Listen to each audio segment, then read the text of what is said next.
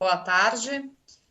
É um prazer estar aqui com vocês nesse primeiro webinar que o FGV-CELOG está organizando, o Centro de Excelência em Logística e Supply Chain, aqui da Fundação Getúlio Vargas, e a gente espera que vocês aproveitem esse momento.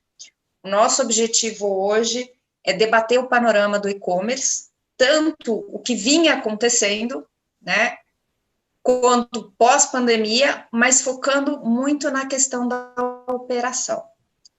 As manifestações que forem, ou as falas de cada um dos professores, dos integrantes da fundação e também dos palestrantes, dos convidados, eles não representam exclusivamente as opiniões de quem está falando e não a posição institucional da FGV. Como que a gente vai trabalhar aqui? Hoje a gente vai abrir esse webinar com uma apresentação dos nossos palestrantes. Então, cada um dos nossos palestrantes vai ter alguns minutos para fazer a sua apresentação e discutir como eles estão vendo o e-commerce, como a gente está vendo as adaptações das operações, inclusive a distribuição de última milha, e depois a gente vai abrir para o debate, para as perguntas e respostas. Quem quiser colocar perguntas ou quiser fazer perguntas para os nossos palestrantes, deve usar a ferramenta do Q&A, por onde a gente vai filtrar. Se quiser fazer uma pergunta específica para algum dos panelistas, eu peço que identifique a pergunta. Lembrando que é importante que a gente coloque o nome da pessoa que está perguntando, porque às vezes a gente entra como uma conta corporativa. Então, queria muito agradecer a presença de todos, e eu vou apresentar rapidamente os nossos painelistas, começando com o professor Maurício Morgado, que é o coordenador do Centro de Varejo, de Excelência em Varejo da Fundação Getúlio Vargas. O Maurício é graduado em Administração de Empresas pela Universidade de São Paulo, mestre em Administração também pela USP, e tem doutorado em administração pela Fundação Getúlio Vargas. Ele tem experiência na área de administração, com ênfase em mercadologia, sempre atuando com foco em varejo. O Marco Tenani é diretor de logística e distribuição do Carrefour Brasil. Ele é engenheiro mecânico, possui MBA em gestão empresarial pela FGV e atualmente ele cursa o mestrado profissional em gestão para competitividade com ênfase em supply chain. Atua na área de supply chain há mais de 25 anos, trabalhando em grandes operadores logísticos e atualmente na função de logística e distribuição do Carrefour. E o nosso terceiro convidado para hoje é o Gustavo Kornitz, que é diretor de marketing da FedEx do Brasil. O Gustavo possui mais de 20 anos de experiência internacional na FedEx, incluindo cerca de 13 anos na matriz da empresa em Memphis. Foi gerente de estratégia corporativa e também de marketing voltado para e-commerce. Gustavo é engenheiro pela Universidade de São Paulo, possui extensão em marketing pela FGV e programas de educação executiva na Universidade de Chicago Booth School of Business, com foco em estratégias de crescimento corporativo. Então, é um prazer a gente estar aqui com vocês, com os nossos convidados de peso, né? E esse webinar, então, é mais um dos nossos eventos, e a gente quer desejar a todos que participem e aproveitem o encontro. Então, eu vou passar a palavra para os nossos convidados, começando pelo Maurício. Ok, muito obrigado pelo convite, Priscila, prazer estar com vocês, Marco e Gustavo. Eu vou lançar a mão de uma apresentação para falar um pouquinho do que a gente no varejo, no centro de varejo, tem percebido com relação às movimentações do e-commerce. Estou abrindo aqui.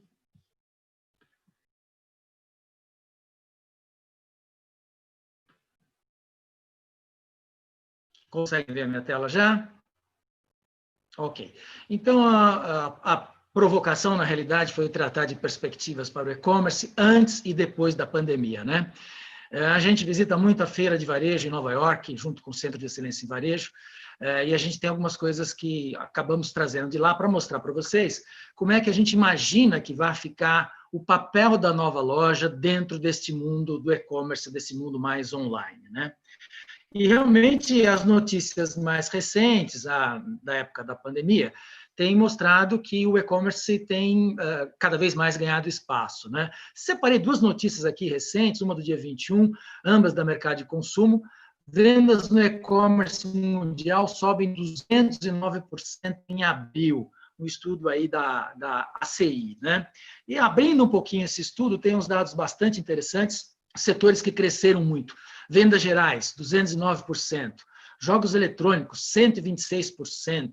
Venda online de bebidas, só na Austrália, graças a Deus, 208%. Então, um crescimento muito grande de abril desse ano comparado com abril de 2019. E setores em que houve uma redução muito grande, né? Menos 99% na emissão de tickets de shows e espetáculos, menos 91% em viagens e menos 5% nos aplicativos de relacionamento. E aí outros que cresceram muito, cito aqui, que está em vermelho, jogos eletrônicos cresceram mais de 60%. Isso é uma notícia que tenta pegar o mundo todo. E aqui no Brasil tem uma outra que me chamou muito a atenção, também no mercado de consumo, de hoje, saiu hoje a notícia, o e-commerce do Magazine Luiza registra crescimento de 73% no primeiro trimestre. É bastante, né? E esses 73% vieram do mix aí de operação digital com estoque próprio avançando 194%, e o pessoal de marketplace, os itens, né, dos sellers lá, cresceram 229% nos primeiros dias de maio. Então, tem diversos setores no Brasil que estão pegando essa onda, digamos, da pandemia e revertendo isso para vendas online. Tem gente grande como a Magazine Luiza, mas tem também drogaria aqui de Ibiúna, onde eu estou agora fazendo a minha transmissão, em que eles estão fazendo as operações por WhatsApp, né? Liguei para saber se eles entregavam, a gente entrega sim, e a gente começou a fazer a interação com eles pelo WhatsApp, e dali 2 horas aparece um motoboy aqui para entregar a mercadoria. Então tem muita gente se movimentando. Então essa movimentação, sem dúvida, até nas conversas preliminares que nós tivemos aqui preparando para a reunião, parece que de verdade veio para ficar, particularmente se refere às compras online. Mas, no meio de tudo isso, qual seria o novo papel da loja ou das organizações varejistas como um todo? No centro de varejo, juntando tudo o que a gente andou coletando na feira de varejo e na nossa experiência, a gente está gostando ou pensando em chamar essas organizações integradas, né, como o Carrefour, como o Magazine Luiza, em organizações digitalmente integradas. Vamos dar uns exemplos aqui de coisas que nós vimos nos Estados Unidos para ver como as organizações estão se transformando por lá. E ser digitalmente integrado não é só fazer o store pickup, como essa loja da Best Buy está fazendo. Não tem mais loja que não faz mais store pickup, né? É difícil, pelo menos nas grandes redes, lá fora e aqui, não ter pelo menos um cantinho lá para retirar a mercadoria. Mas a gente gosta de dizer que organizações digitalmente integradas é muito mais do que isso, é muito mais do que fazer o pickup dentro da loja. Por exemplo, trabalhar como a Amazon Go, né? Vocês vão ver aqui um pouco de logística, aliás, muita logística, muita tecnologia, e a Amazon Go crescendo de maneira muito expressiva. Quer dizer, o ano passado, 2019, não havia nenhuma loja da Amazon Go em Nova York, e esse ano já haviam instalado, em janeiro, 8 delas, né? Funcionando desse jeito que todo mundo já ouviu falar alguma vez na vida. Mas é muito legal ver na prática, né? Você escaneando, entrando na loja com o seu celular, ele funciona como acesso, e encontrando mercadorias numa loja que parece um pouco de uma delicatessen norte-americana, com uma loja de conveniência brasileira e com toques de supermercado, né? Então, aqui vocês veem alguns elementos, aí a deli, vocês veem também a possibilidade de autosserviço no café do Starbucks, muita alimentação pronta, a preços um pouquinho mais salgados que o tradicional de uma delicatessen norte-americana. Aí você vê, de novo, mais alimentação pronta, alimentação saudável, né? E iogurtes preparados com os farelinhos lá em cima, e aquela tecnologia gigante embarcada com câmeras e sensores para conseguir acompanhar as compras dos consumidores. E o detalhe, sempre lembrando, essa loja tinha um funcionário somente, recepcionando as pessoas, né? E tinha o pessoal de estoque que não aparecia, mas não tem ninguém para te atender, né? Lembrando isso. Então, mais um pouco da tecnologia disponível. Há alguns problemas de estoque, né? Você está vendo aí uma ruptura.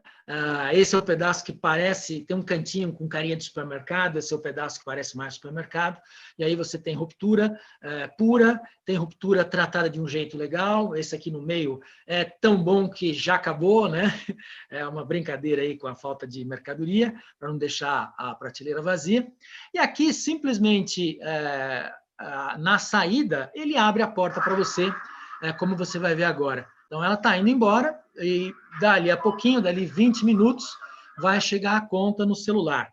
Então, aqui tem a minha conta, que ele gerou para mim. Eu comprei esses morangos louco para experimentar. No momento, lá, vocês estão vendo que era 20 para 1, estava morrendo de fome. E as informações são muito interessantes. Tem aí o que eu comprei, quanto tempo eu fiquei na loja, e eles conseguem armazenar isso de um jeito muito legal. Então, esse é o Amazon Go, que é um exemplo de varejista super high-tech, né? Outros varejistas que nasceram para viver de loja física, né? A história do terceiro lugar do Starbucks começa a ser questionado até pelo próprio Starbucks. Então, vocês estão vendo uma loja aqui do Starbucks que só funciona para retirar de mercadoria. Esse espacinho aí é o espaço total da loja, que não tem 20 metros quadrados. Então, a ideia é você pedir pelo aplicativo antes de chegar na loja, retirar naquele lugar que vocês estão vendo aí, e basicamente, quando você entra nesse espaço, você vê a lista de produtos, de mercadorias, né, prontas para ser retiradas, a fila do Jet, do Miles e do Taylor, e simplesmente vão até esse balcão e retira as mercadorias que pediram com antecedência de minutos. Então, a ideia exatamente é um pouco disso. Outro varejista que esse é um nativo digital, de 2012, é a Peloton. A Peloton é uma loja que vive muito em função deste produto aqui, é uma bicicleta estacionária com essa tela maravilhosa. As pessoas pagam cerca de $50 para fazer a assinatura desse clube de bicicletas de spinning, né, que é o nome do esporte, e mais cerca de 30 para poder pagar em 4 anos essa bicicleta que custa $2.900. Então, assim, é um clube, eles estão crescendo muito, já tem presença no Canadá, na Inglaterra, nos Estados Unidos, começaram lá, e finalmente agora entraram na Alemanha. Se vocês acompanharam as ações dessa empresa agora na época de pandemia, uma das poucas alternativas para fazer exercício dentro de casa, é um exemplo fantástico de uma empresa totalmente sintonizada com os novos tempos. Aqui vocês veem a transmissão de uma aula, as pessoas podem assistir aulas que estão gravadas ou aulas ao vivo. Então, aqui você vai ver uma entrada, a gente conseguiu entrar no estúdio de Nova York e ver a aula de spinning sendo gravada. As pessoas que participaram aí não recebem nada por isso, também não pagam, e a aula fica disponível depois.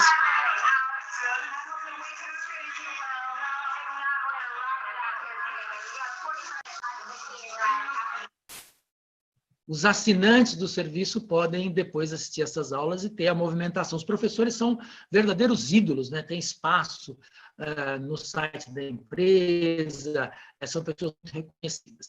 E o último exemplo que eu queria mostrar para vocês é da Nordstrom. Esse já é um varejista da velha guarda, Nordstrom tem mais de 100 anos, 110, para dizer a verdade, e o que eles estão fazendo? Uma transformação para juntar o online com o offline.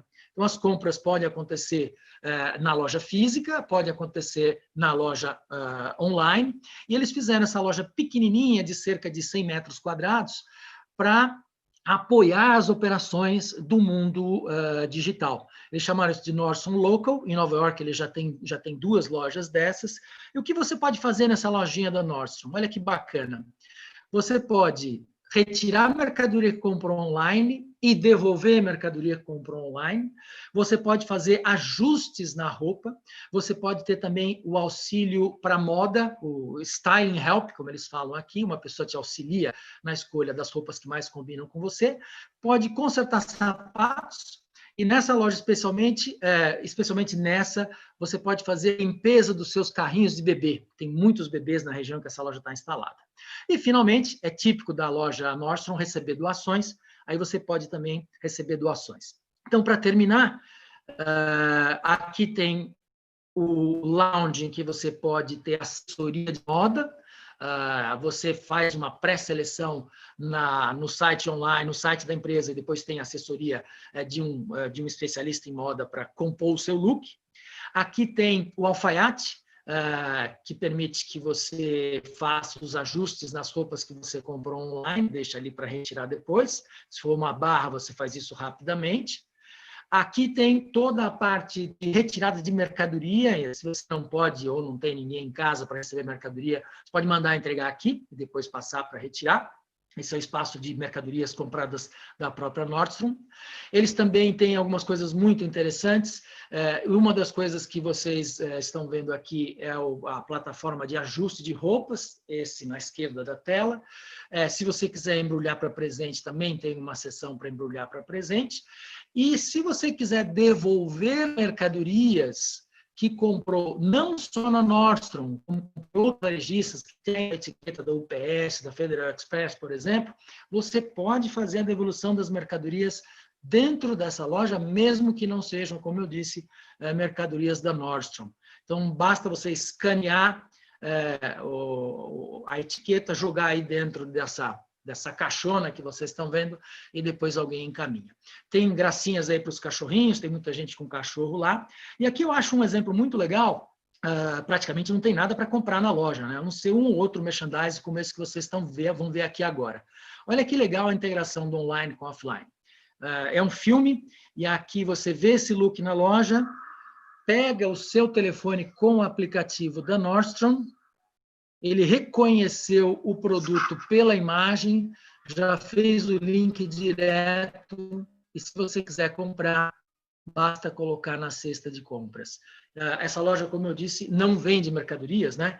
A não ser pouquíssimas coisas como essa que vocês acabaram de ver, tá? Então, acho que é isso, gente. A gente espera do varejo do futuro o que nós chamamos de organizações digitalmente integradas. Nessas organizações, os sistemas são integrados, o estoque é lido em todo lugar, o consumidor e os dados de compra dele são acumulados, ele é reconhecido como único, ele de fato está se relacionando com a marca. Essas empresas que eu mostrei no meu exemplo já conseguiram perceber a nova maneira de comprar, a nova jornada de compras, e elas combinam o online com o offline de maneira magistral, né? De forma que o consumidor não perceba as amarras e, como os americanos gostam de dizer, essa costura não apareça, que isso seja seamless, né? Sem costuras de maneira geral, ok? Basicamente, esse era meu toque com relação à perspectiva do varejo e do e-commerce de maneira geral. Muito obrigado. Obrigada, Maurício. É muito bom saber o que está, para onde que a gente está indo, né? E principalmente ver como que é digitalmente o que vem de tendência, mas a gente ainda tem um caminho, na verdade, a grande maioria dos varejistas tem um caminho a percorrer. Então, eu queria convidar o Tenani a contar um pouquinho para a gente, né, como que é essa mudança desse modelo que eu continuo trabalhando, né, eu vendo online, mas eu tenho toda uma operação física para continuar, um fluxo físico de mercadoria. Então, o Tenani vai contar um pouquinho do ponto de vista da operação da loja, né, e depois o Gustavo conta para a gente um pouquinho da operação de entrega. Então, Tenani, muito obrigada pela tua participação. A palavra é sua. Eu que agradeço a todos os meus colegas aqui, né, os palestrantes, agradeço a você, Priscila, pelo convite, e agradeço a todo mundo aí que está nos ouvindo aí, tá? Bem, falar um pouquinho do Carrefour, alguns tópicos aqui que eu linkei para falar com vocês nesse momento aí da crise, né, principalmente. E vou linkar um pouquinho, meu foco maior aqui é falar basicamente das entregas e para as lojas físicas, e vou falar um pouquinho do e-commerce. Lá nós temos alguns diretores dentro da cadeia de supply chain, tem uma par minha que faz muito bem toda essa parte do e-commerce, que é a Tatiana Sadek, mas eu tenho algumas coisas que eu posso falar também, e, enfim, agradecer todo mundo. Bem, o Carrefour, nesse momento, ele se adaptou bem no que tange ao abastecimento das nossas lojas e também do e-commerce. Mas a gente saiu na frente, basicamente, porque a gente, nós somos uma empresa global, né? Então, a gente viveu a pandemia nos outros países, na França, por exemplo, e a gente aprendeu antecipadamente e conseguimos aprender as lições nesses outros países e se antecipar para quando essa onda chegasse aqui no Brasil, que a gente sabia que ia chegar, né? Então, a gente adaptou, a gente ganhou aí uns 15 dias, pelo menos, em adaptação, porque a gente ficava trocando essas experiências com os outros países, né? E nesses 15 dias, antes de ter um problema maior de quarentena e tudo mais, a gente já tinha mais ou menos umas 240 atividades mapeadas de ação, tanto para a entrega de e-commerce, como a gente ia fazer para abastecer as nossas lojas.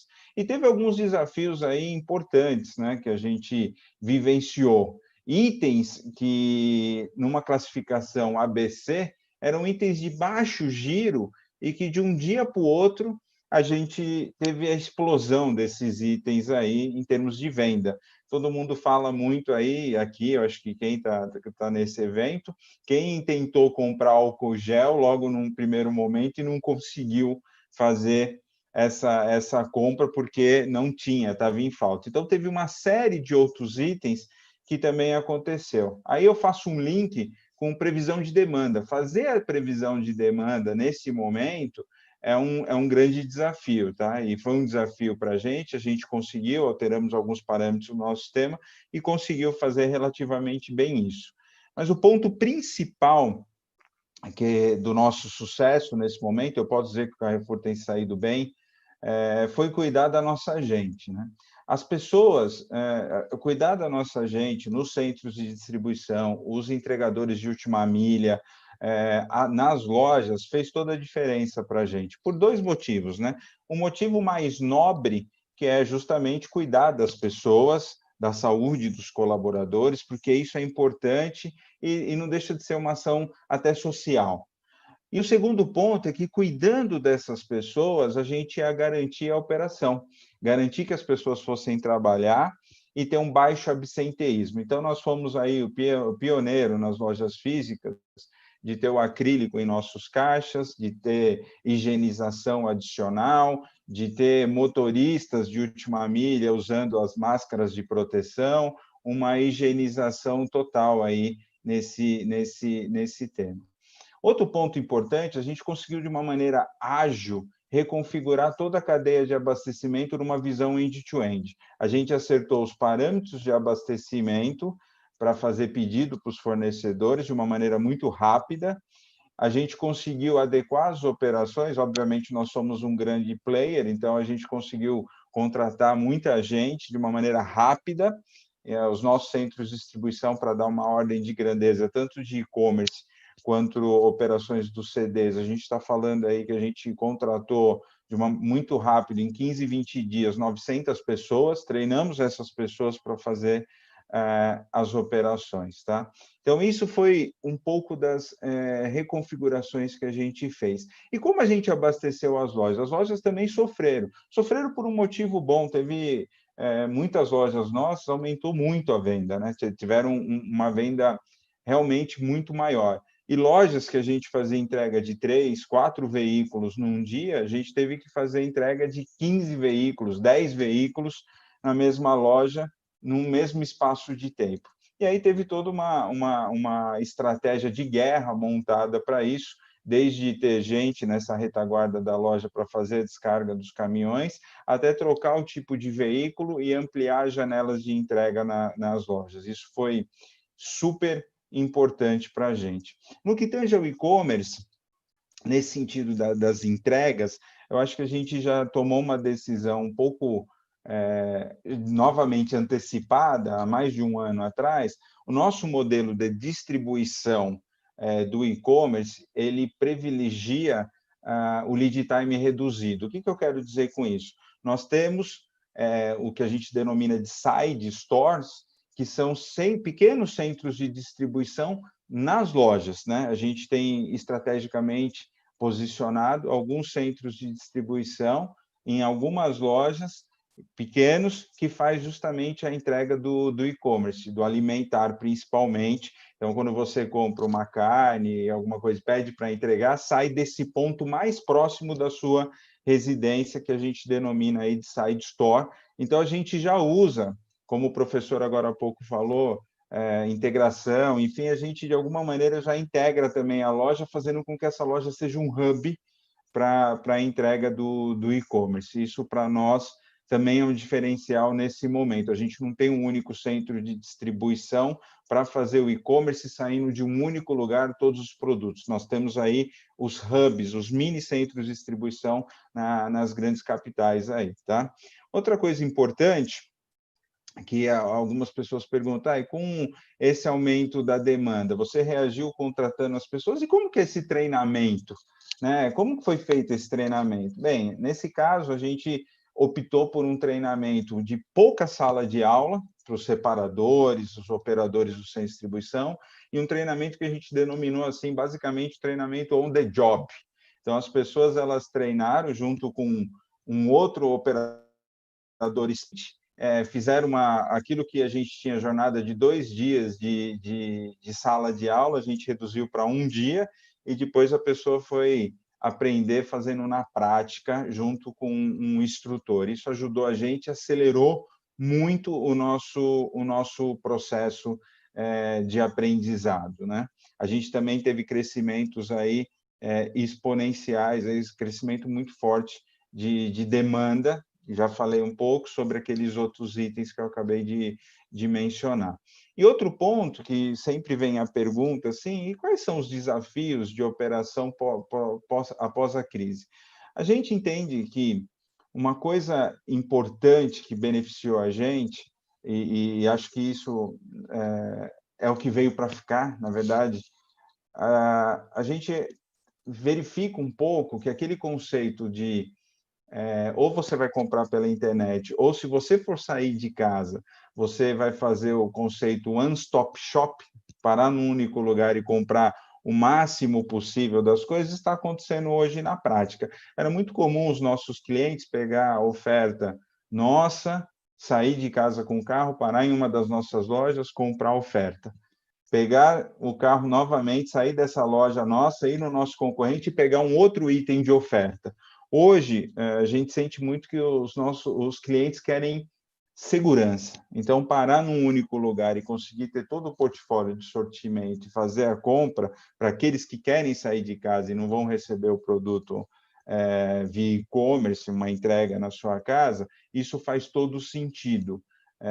Não necessariamente no mesmo conceito do one-stop shop, mas a gente está sentindo isso, que o cara vai e aumenta a quantidade de itens comprado na sua lista, né? Isso que a gente está sentindo no dia a dia. Um desafio para pós-crise vai ser a assertividade na previsibilidade de demanda. A gente viu que aquelas demandas que a gente tinha em uma curva por determinados itens e compra, isso mudou. Não só pelos itens do Covid, mudou o perfil de compra. Antes a gente tinha as lojas mais cheias no final de semana, hoje ela está mais cheia durante a semana, então tudo isso a gente tem que fazer os ajustes adequados em nossos parâmetros. Outra coisa importante, obviamente, é manter a segurança das pessoas em nossas lojas, né? A parte de higiene, cuidado com os clientes e com os nossos colaboradores, a gente entende também que veio para ficar. Obviamente, o e-commerce vai ser ampliado e a loja física, muito provavelmente, certamente ela não acaba, ela vai ter um outro perfil, como o professor agora falou um pouco, vai ser um lugar de experimentação, vai ser um lugar para a pessoa experimentar o produto, e vai ser, sim, hubs, tanto para fazer devolução, quanto para diminuir o lead time na última milha de entrega e reduzir custos. Vai ser mais ou menos nessa linha que as lojas do futuro vão operar. E aí, é mais ou menos nessa linha que a gente tem trabalhado aqui no Carrefour, e é nessa linha, mais ou menos, que a gente enxerga o que vai acontecer no futuro. O ponto mais importante, e eu falei no começo da minha apresentação, para eu finalizar aqui, são as pessoas, né? O time, por exemplo, dos centros de distribuição do Carrefour, a gente tem um índice baixo de absenteísmo, a gente tem conseguido motivar e proteger as pessoas do centro de distribuição. Eu tenho um time maravilhoso, tanto os pares quanto meu time, que trabalham em todos os nossos 16 centros de distribuição e que estão dando conta do recado aí de uma forma super satisfatória. Eu acho que esse é o ponto principal aí da minha apresentação. Quero agradecer, Priscila, eu acho que é mais ou menos essa roupagem que eu queria dar aqui para o pessoal e depois aguardo as perguntas. Muito obrigado. Obrigada, Tenani. É sempre bom, né, a gente saber que, apesar de tudo, o pedido está sendo feito virtual, você tem um exército carregando a operação por trás, e que a gente precisa também tomar cuidado dessa operação.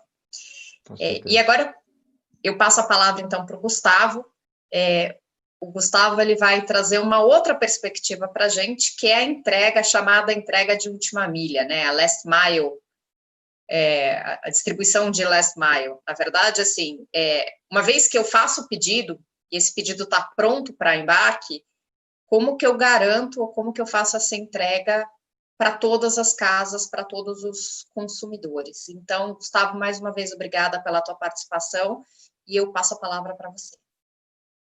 Obrigado, Priscila. Obrigado, Marco, Tenani e Maurício, pelas palavras. E obrigado também ao pessoal que está acompanhando aí pelo webinar.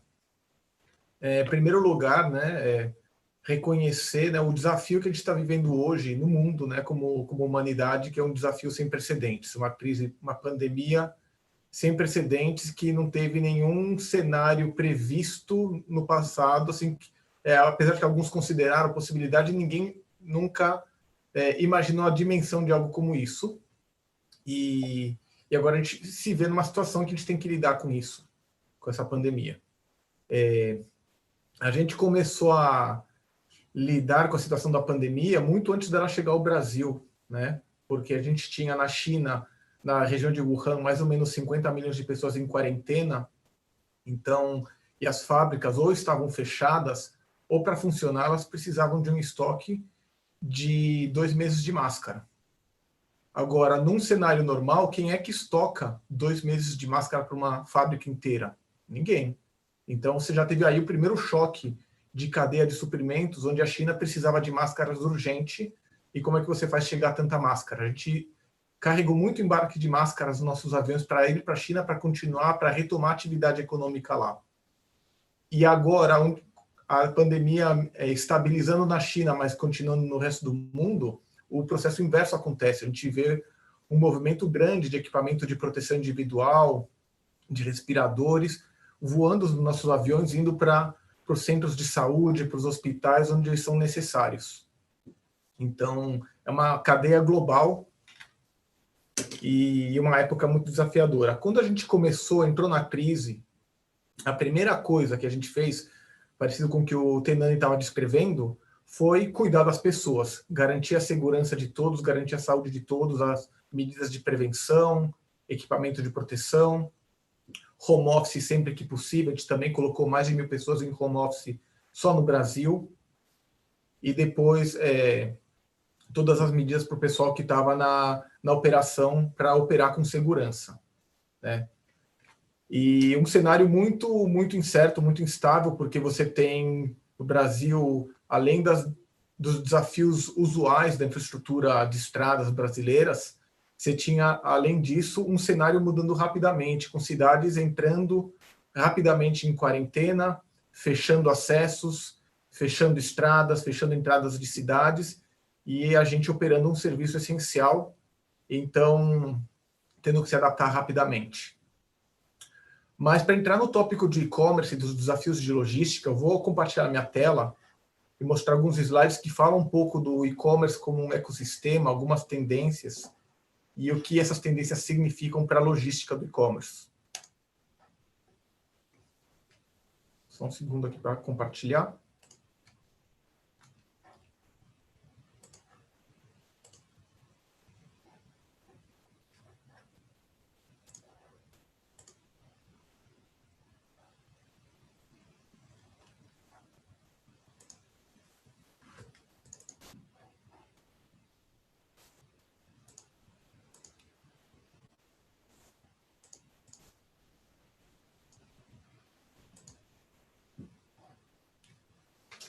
Ok. Vocês estão vendo a tela? Compartilhou, mas caiu o compartilhamento, Gustavo. Deixa eu começar de novo.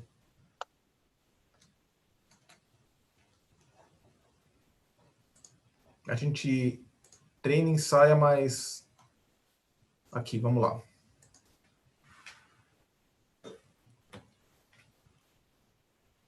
Como dizem, né, quando o pessoal estuda estratégia, estuda as histórias de militares em estratégia, nenhum plano resiste ao campo de batalha, né? Então, a gente treina aqui para apresentar os slides e na hora que vai apresentar eles não aparecem. Tá aparecendo agora, Priscila? Tá legal. Eu perdi o áudio. Não, acho que você está com áudio, sim. Tá. É que eu tô no mudo. Ok. Perfeito. Então, o primeiro ponto é que o e-commerce ele é um ecossistema com 3 players principais. O consumidor, o varejista e o operador logístico. Quando a gente olha para o e-commerce dessa maneira, a gente começa a entender quais são as forças que impulsionam, né? E o consumidor está ao centro desse ecossistema. Cada vez mais as expectativas do consumidor crescem e aumentam, né? A expectativa de conveniência, né? A gente tendo um aparelho, um celular na mão e tendo acesso a experiências rápidas, com muita visibilidade, muita flexibilidade, a gente espera que todos os serviços sejam da mesma forma. Então, essa experiência migra para o varejo. Então, a expectativa do prazo de entrega, né? O consumidor ele quer comprar algo que chegue rápido, pelo melhor preço possível, e quer ter uma experiência flexível, com opções de devolução. E também uma outra tendência que a gente está observando é a questão da sustentabilidade, da utilização de embalagens com material ecológico, reciclado, uma cadeia de suprimentos que otimiza para reduzir emissões de carbono. Tudo isso faz parte também das expectativas do consumidor e tanto os varejistas quanto os operadores logísticos têm que levar isso em conta na hora de entregar o serviço, na hora de fazer as vendas. Então, alguns fatos do e-commerce no Brasil. Em 2018, a gente teve 56 milhões de brasileiros comprando online. Isso são dados do Forrester. E o que é interessante aqui é que a gente observou 41% de toda a população online comprando. Tá? Esse número ele vem crescendo, né? A primeira coisa que vem crescendo é a população online por si só, né? A internet começou no Brasil em 95, mais ou menos, tinha uma pequena população online, e aí ela foi crescendo, ela migrou para a banda larga, depois para o dispositivo móvel, e hoje você tem 67% da população online. Mas apenas 41% dessas pessoas compram algo online, ou compraram algo online em 2018. Pelos números que o professor Maurício mostrou agora há pouco, a gente já consegue estimar com bastante confiança que essa porcentagem de 41% já subiu. Muita gente que não teria vencido a resistência de colocar um número de cartão de crédito num site, ou que preferia ir até a loja para economizar no frete, se viu sem a opção, sem poder sair de casa, a opção era comprar online. Então, coloca lá o cartão, paga pela entrega, e quando o consumidor passa por essa experiência, ele vê que é uma experiência muito conveniente, e a expectativa é que ele volte e compre de novo. Alguns números aqui, ainda sobre 2018, do relatório Web Shoppers do Ibit, foram feitas quase 150 milhões de compras em 2018, que foi um crescimento de 16% contra o anterior. O ticket médio, quando você coloca todas as categorias, foi de R$400. E um ponto muito interessante é que 55%, ou mais da metade de todos os pedidos, foram feitos por meio de celulares e tablets. Então, você vê aí a penetração dos dispositivos móveis. A pessoa, para comprar online, ela não precisa mais sentar na frente do computador. Ela compra de onde ela estiver, não só de casa, né?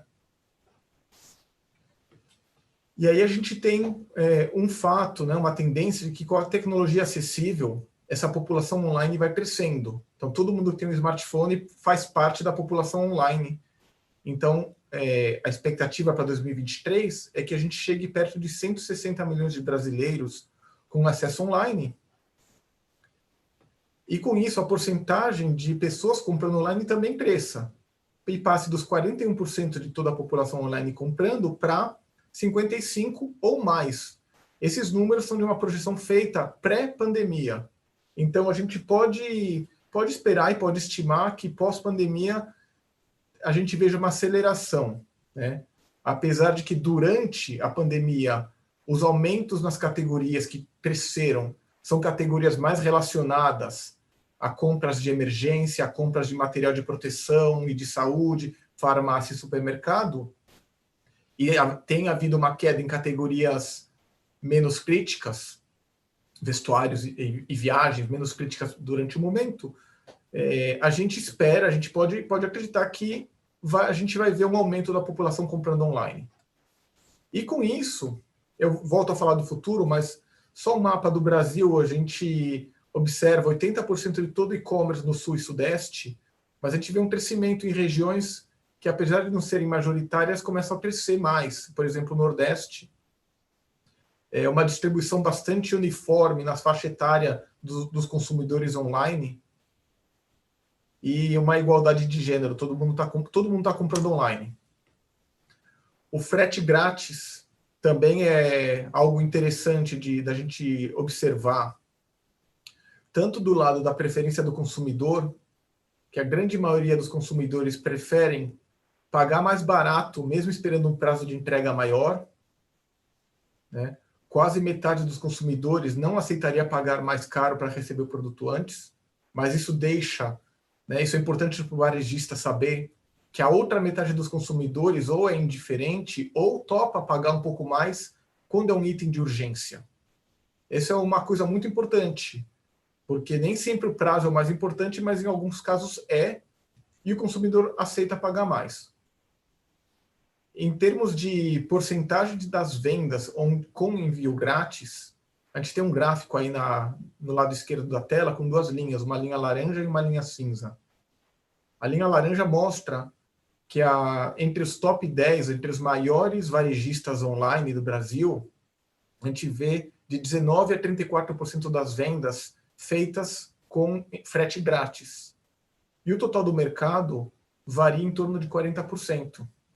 O que isso significa é que enquanto os grandes varejistas, que já têm um nome estabelecido, eles administram em busca de rentabilidade, você vê lojas menores usando o frete grátis como uma ferramenta importante para o mix de promoção, para atrair um cliente, para ajudar a converter uma venda. Alguém que visita um site e vê o produto, quando tem aquele botão escrito frete grátis, acaba ajudando a vender, ajudando a converter aquela visita ao site numa venda concreta. Então, vamos falar de implicações. O que significa essas tendências para o Brasil?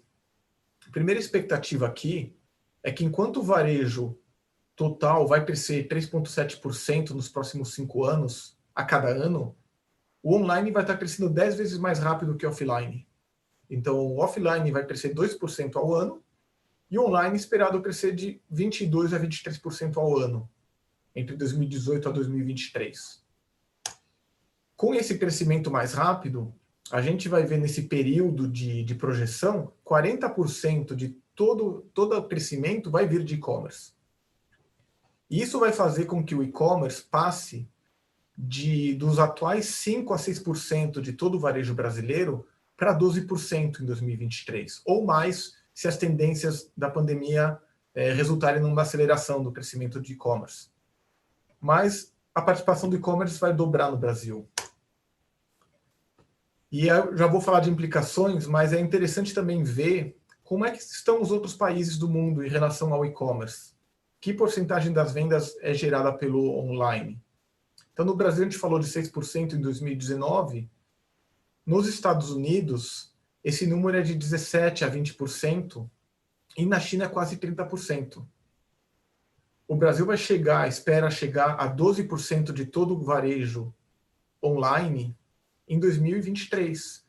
Esse é o número que os Estados Unidos estavam há 5 anos, em 2015. Então, quando a gente olha as inovações acontecendo, ou que já aconteceram, já são rotina em outros países onde o e-commerce está mais avançado, isso serve de janela para o futuro. Assim como as inovações que o professor Maurício mostrou da conferência que ele visitou lá em Nova York, né? Então, essas coisas que estão lá sendo colocadas em prática, ou agora, ou bem recentes, são o que a gente vai ver aqui no futuro também.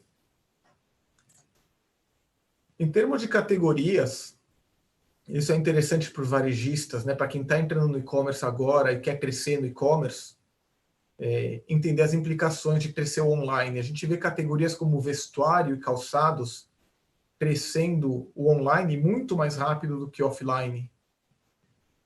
E aí uma das implicações é a questão da necessidade de pensar na logística reversa. Quando eu vou numa loja para comprar uma calça ou um sapato, eu tenho o benefício de experimentar um ou mais tamanhos e levar para casa o tamanho que me serve. Quando eu compro online, eu corro o risco daquela peça que chegar não me servir e eu vou ter que devolver. Então, esse é algo que quem vende roupas ou calçados online tem que levar em conta, então, a necessidade da logística reversa.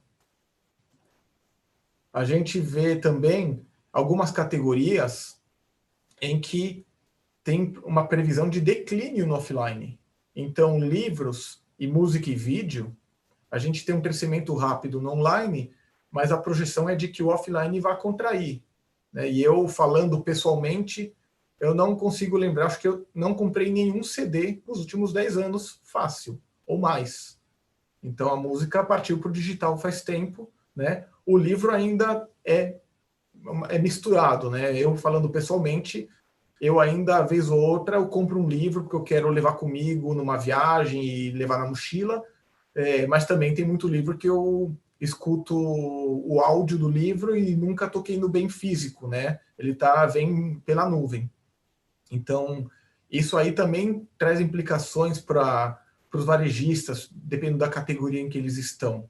Porque a loja passa a ser mais e mais, não é que a loja vai deixar de existir, a loja passa a ser mais um local de experiência, um ponto de encontro, um lugar de experiência da marca. Quando a gente olha as categorias, né, esse gráfico aqui de baixo da tela mostra em laranja a porcentagem de vendas online versus em cinza a porcentagem de vendas offline. O que a gente vê aqui é que as vendas online, a participação delas vai crescer em todas as categorias. E em algumas categorias, o online vai ultrapassar o offline. Duas que são bons exemplos são eletrônicos e aparelhos elétricos.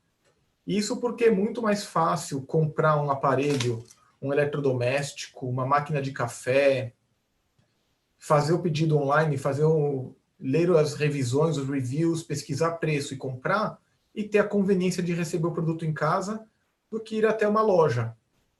A gente não vê tão rápido assim em outras categorias, ou pela questão da necessidade da reversa, quando a gente fala de vestuário e calçados, ou por até desafios de logística e até de experiência de compra, como no setor de imóveis, mas isso no Brasil. Nos Estados Unidos, o setor de imóveis ele teve uma boa migração para o online, que é mais um exemplo de, olhando os outros países, ter uma janela para o futuro também. E o que tudo isso significa para um varejista ou para um operador logístico? Quando a gente fala que o e-commerce vai crescer rápido, vai crescer, na verdade, exponencialmente, com crescimento de 20% ao ano por 5, 10 anos, você vai ver a quantidade de vendas online quadruplicando. Isso traz sérias implicações no modelo logístico e do lojista também. A principal coisa é a questão da remessa fracionada, a entrega residencial e a expectativa de visibilidade. Então, nessa tela, a gente vê em cima a cadeia tradicional, o produto sendo fabricado, levado para um armazém ou centro de distribuição e saindo de lá como carga paletizada, indo para uma loja. E o ponto final desse produto é o consumidor indo até a loja, comprando na loja e levando com ele. Quando a gente passa para o e-commerce, a gente já começa, a operação logística começa a mudar. Ao invés de enviar um pallet com 140 itens individuais direto para uma loja num caminhão, e tá tudo ali com plástico, com shrink wrap, essas 140 itens, por exemplo, eles vão ser 140 remessas individuais que tem que ser né, tem que ser pegas numa estante, tem que ser embaladas, etiquetadas e enviadas. E esse envio vai para um endereço residencial, na maioria das vezes, né? Uma entrega B2C, Business to Consumer. Você tem aí o desafio de encontrar o consumidor para entregar, versus ir para uma loja ou estabelecimento comercial que já está aberto no horário comercial. Depois você tem uma questão econômica também.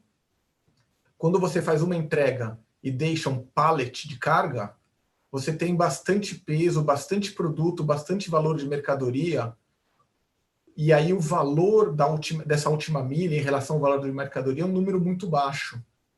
Quando você passa para um e-commerce, você está fazendo uma entrega de um único item, né? Então, esse único item pode ser um telefone de mais de R$1.000, pode, mas pode ser também um par de tênis, um carregador de telefone, pode ser um item bem barato, um caderno. E aí o custo dessa última milha em relação ao valor da mercadoria sobe muito. Esse percentual cresce muito. E é isso que a gente fala do desafio da entrega de última milha, porque entregar um produto só por parada é mais caro do que entregar um pallet inteiro numa loja, num shopping, num supermercado. A outra questão é a questão da visibilidade que o consumidor espera. Ela não existe quando eu vou numa loja. Eu vou numa loja, o produto ou tem ou não tem, se eu comprei ele é meu e eu levo para casa. Agora, quando eu compro online, eu estou passando meu número de cartão, eu estou pagando antes e eu estou esperando numa promessa de entrega para um certo dia. Como consumidor, eu quero saber, primeiro, quanto tempo vai demorar. Segundo, se são vários dias, onde é que está agora? Que dia vai chegar? Que hora? Será que eu preciso estar em casa? Se chegou o dia e eu ainda não recebi, o que aconteceu? Será que eu preciso reclamar com alguém? Com quem que eu reclamo? Eu reclamo com a loja? Ou reclamo com o site? Reclamo com o transportador?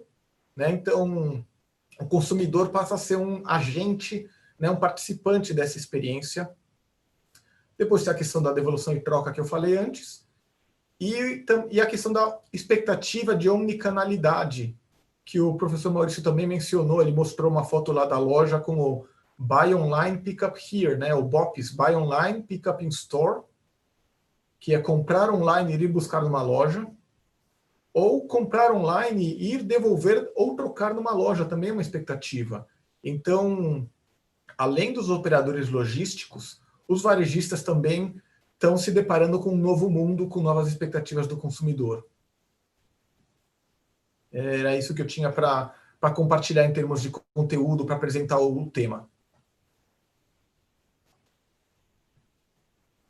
Obrigada, Gustavo. É muito legal, né, para a gente pensar nesse outro modelo, né? E aí a gente está falando muito de um novo modelo de negócio, e a gente está falando de ter um mundo virtual, um mundo físico, uma complexidade, muitas vezes física, muito maior do que para a gente que é consumidor comprar o produto, né? Então, enquanto a gente está olhando a compra como ficando cada vez mais fácil, do ponto de vista da operação, a gente traz uma série de complexidades.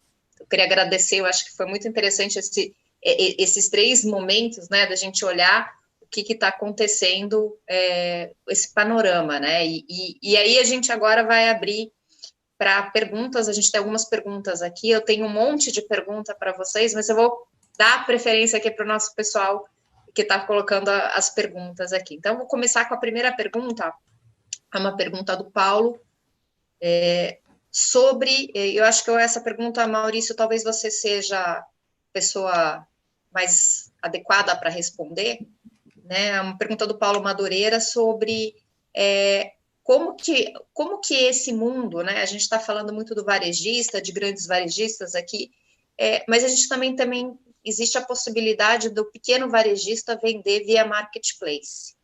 Então, como é que você está vendo esse movimento do marketplace? Quais as vantagens para o varejista? Quais as desvantagens, né? Então, se você puder falar um pouquinho sobre isso. E aí, Gustavo e Tenani, se quiserem complementar. Não, sem dúvida, é muito interessante para provocar experimentação, né? Para deixar ele pegar, sentindo o gostinho ali do que é vender online. Dependendo do porte que essa operação assumir, talvez ele deva mudar rapidamente para uma operação própria, né? Tem um colega meu que diz que a gente não deve construir uma casa num terreno alugado, né? Porque você vai estar, de certa forma, dependente da audiência desse grande site que te abriga, né? Então, assim, tem coisas legais. Eu acho que é bacana para a gente começar a experimentação, para o varejista entrar nesse mundo online, sem toda a estrutura, né? Ele vai ganhar, muito provavelmente, percentualmente menos, mas vai conseguir ter essa sensação, digamos, da operação online. Mas, à medida que o negócio cresce, eu imagino que ele deva migrar para uma operação própria, de forma que ele tenha mais controle sobre toda a cadeia distributiva e também sobre os dados do cliente, né, os dados de pagamento. Tem seu ônus, mas tem seu bônus também, esse tipo de operação. E acho que só para complementar, né, Maurício, a gente, o fato de você vender por um marketplace, ele te possibilita um mercado que seria difícil até você atuar se você não tivesse essa operação digital. Então, o fato de eu começar por um marketplace é que nem o Maurício falou, essa questão da experimentação, né? E, por outro lado, você precisa garantir a tua entrega. Então, você também começa a aprender a mexer com a tua operação de entrega de última milha. Então, ele funciona até como um processo de aprendizado, né? Eu quero ir para esse movimento, eu quero ir para um novo modelo, então eu posso usar o marketplace, que tem uma plataforma estabelecida, que ele permite você conseguir um cliente, mas à medida que você vai crescendo, o quanto ele vai permitir que você sustente sem essa necessidade do marketplace. Mas eu acho que num primeiro momento como esse que a gente está vivendo, em que muita gente não tinha experiência do online, o marketplace ele pode ajudar muito a chegar a diferentes clientes, né? Te dar abertura para você sair de um mundo totalmente centrado na loja para um mundo online. A única questão é a aquisição da base de clientes, né? No marketplace você perde um pouco essa autonomia e você divulga menos a sua marca do que divulgaria numa operação própria. Mas aí realmente tem esse trade-off, tem um momento que acho que você tem que partir de um certo, cada um vai ter esse momento específico, mas partir para a sua operação de aquisição de clientes própria. E o marketplace acaba sendo uma das formas, um canal de aquisição de clientes. Ele vai ter uma rentabilidade menor do que a venda própria, mas como os marketplaces na internet, o que conta são os eyeballs, é a audiência. Então, quando você não tem uma loja online, não tem uma marca conhecida, ao colocar o seu produto no marketplace, você vai ter instantaneamente a visibilidade dos consumidores e ao fechar vendas, ao seu pacote sendo entregue na casa do consumidor, usando um bom marketing com panfletos ou com promoções que vão junto com o produto, você consegue converter e atrair o cliente para o seu próprio site quando for o caso. Porque também tem muitos casos de varejistas que começam só com o marketplace, depois eles começam com o site em paralelo, e aí eles vão incentivando as pessoas que compraram no marketplace a visitar o site próprio, com promoções ou com linhas de produto diferenciadas, e depois eles vão migrando e ficando puro site e saindo dos marketplaces. Eu não tenho nada para contribuir, acho que o pessoal já falou tudo aí. Então, eu vou colocar agora, direcionar a segunda pergunta. Desculpa. Não, eu ia dizer que tem uma marketing forte para ter o site próprio.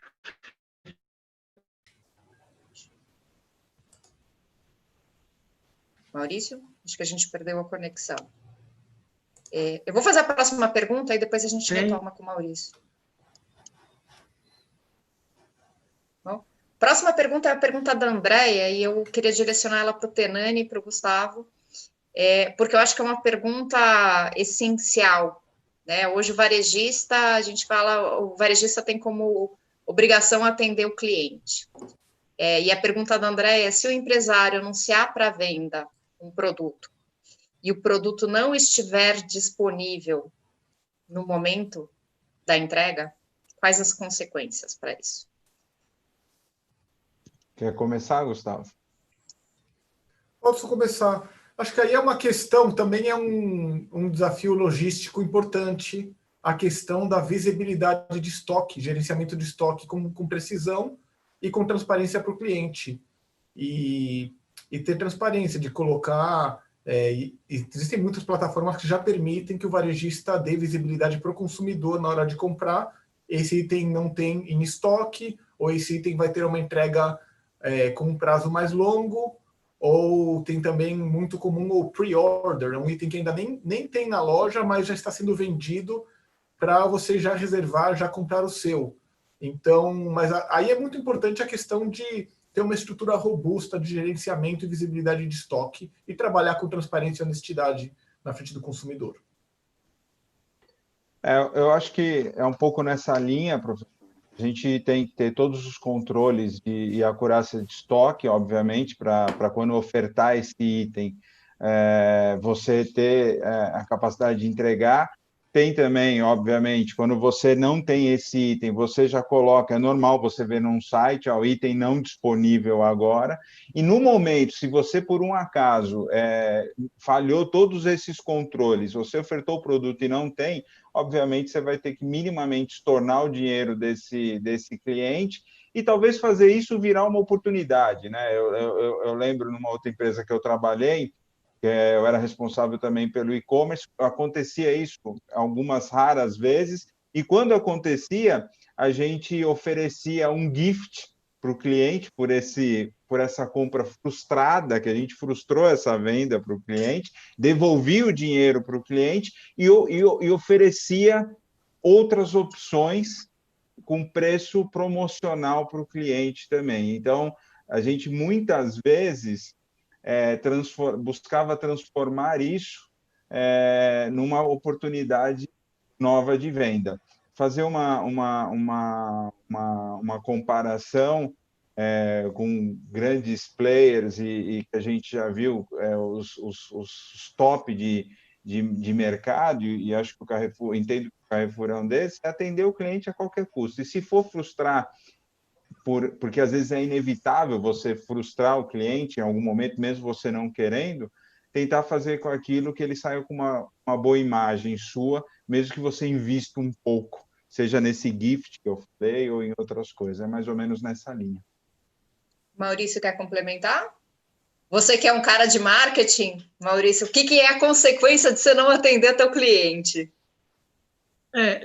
Tá me ouvindo bem agora? Eu acho que assim, eles falaram tudo que poderia ser dito com relação a isso, mas a palavra que a gente tem em marketing para isso é a perda de confiança, né? A confiança fica abalada e se você não consegue retomar isso, ele não volta para você. Então, eu acho que esse é o grande ponto. Essas ações que o Marco mencionou podem ajudar realmente a resolver essa questão da confiança abalada. E eu acho que é importante a gente pensar agora nesse mundo virtual, da mesma forma como o pedido é virtual, a reclamação também é virtual. Então, é muito importante você não deixar o seu cliente insatisfeito, porque a disseminação da sua reputação, ela pode ser piorada, né? E é muito mais, assim, a reclamação chega muito mais longe do que um elogio. E eu acho que daí, só para complementar essa questão, não importa só você ter o produto disponível para entregar, você tem que cuidar disso, inclusive, até a última milha, né? Então, assim, eu contratei, eu vou fazer a operação, eu tenho o produto, e aí o produto sai da minha operação e vai para o meu operador logístico, e muitas vezes você liga para um call center, e o call center fala, já saiu, já está com a transportadora.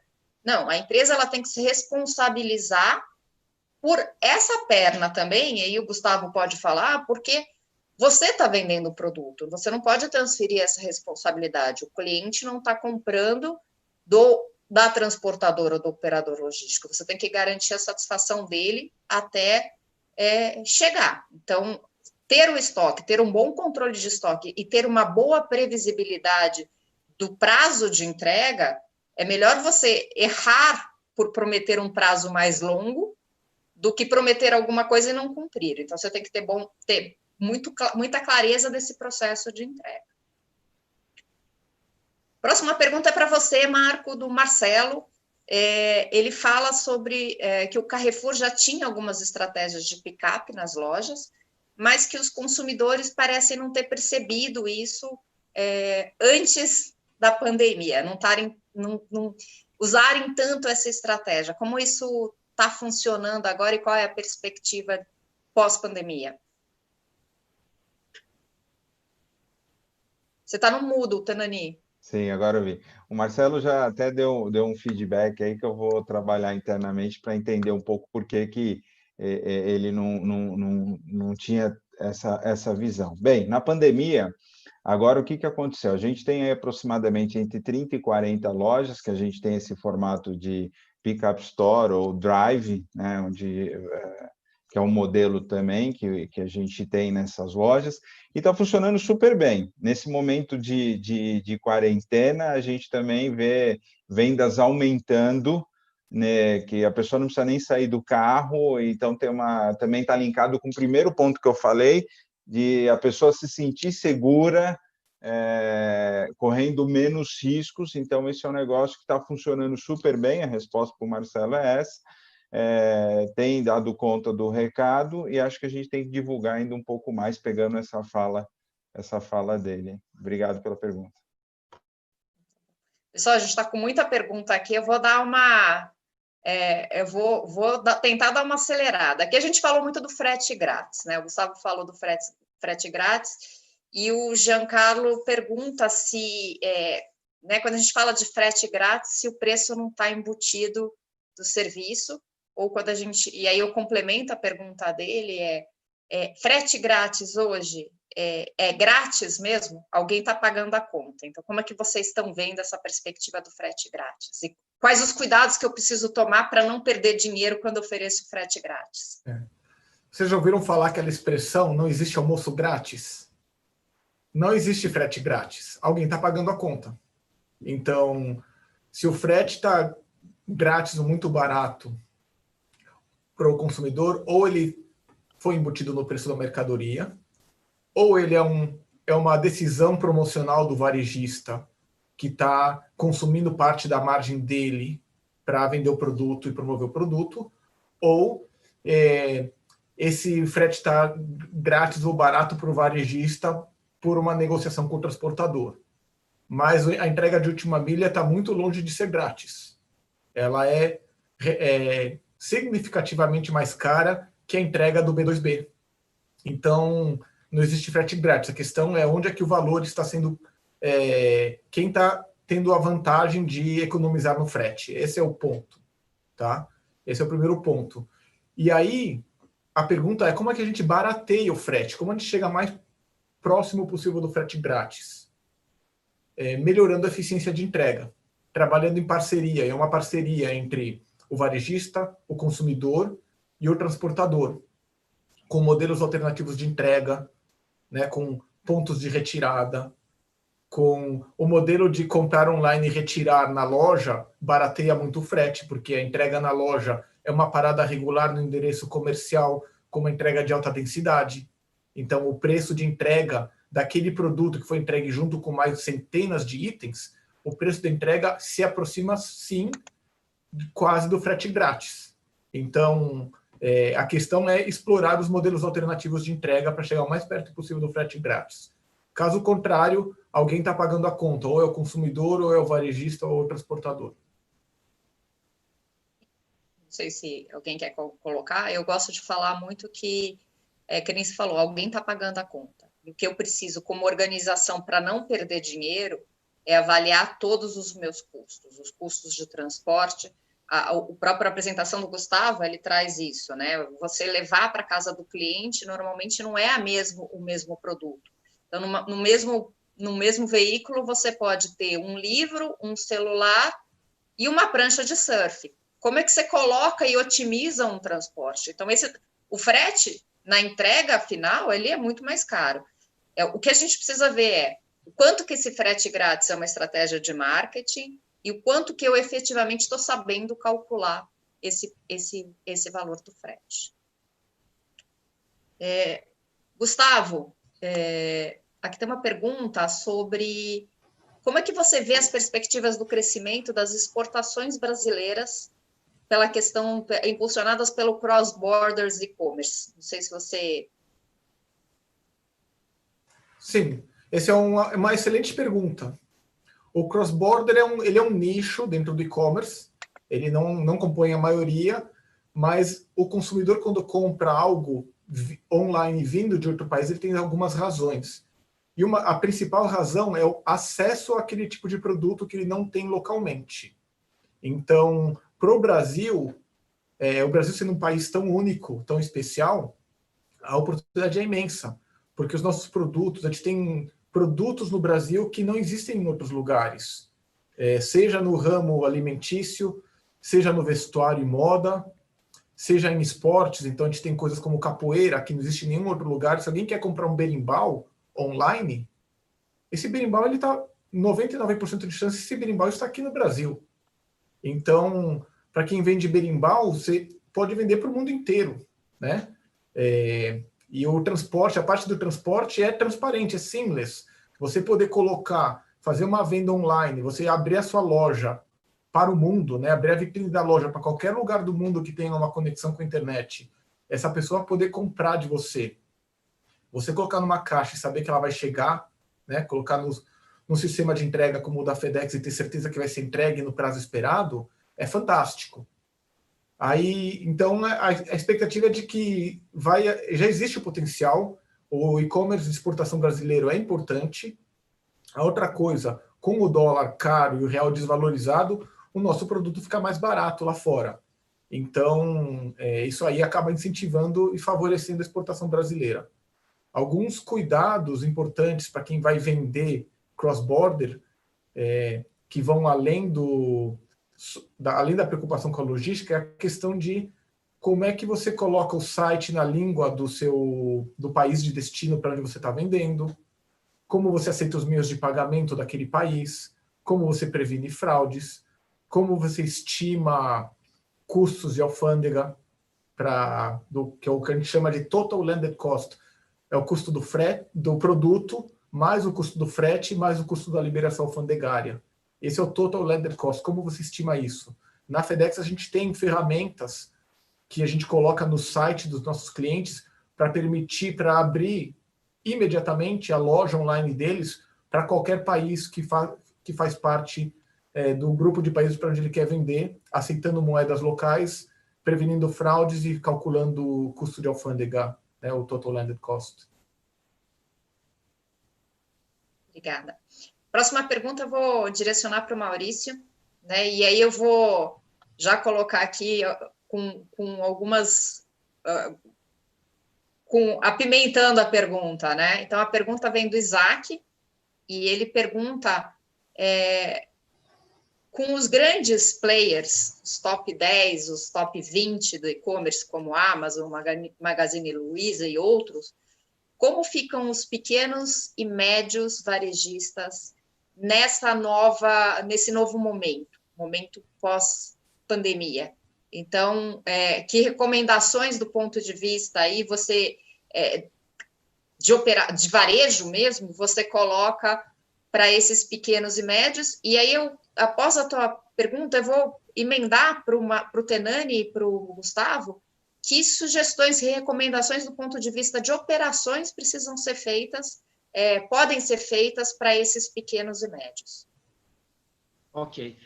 Uma das coisas que eu acho que o mundo digital trouxe foi a possibilidade de você, sendo um pequeno supermercado de uma cidade minúscula, conversar com o seu cliente da mesma forma que o Carrefour conversa com o cliente dele no Brasil como um todo, ou nas áreas que o Carrefour atua. Então, eu acho que realmente é uma grande possibilidade, uma grande potencialidade para o pequeno.